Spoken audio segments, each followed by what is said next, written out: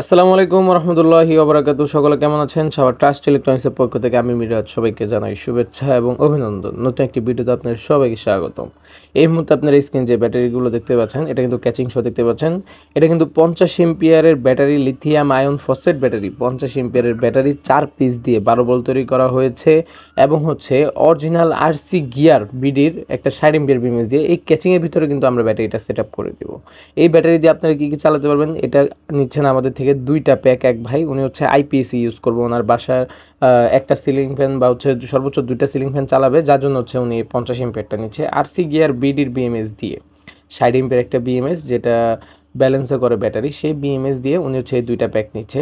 আপনারা যারা এই প্যাকটা নিতে চাচ্ছেন, এগুলো প্রাইস সম্পর্কে জানতে চাচ্ছেন, অবশ্যই স্ক্রিন দেওয়া নাম্বারে আমার হোয়াটসঅ্যাপ এবং হচ্ছে আমাকে সরাসরি ফোন করতে পারেন এগুলো প্রাইস সম্পর্কে জানতে বা এগুলো আপনারা কিভাবে নিতে পারেন।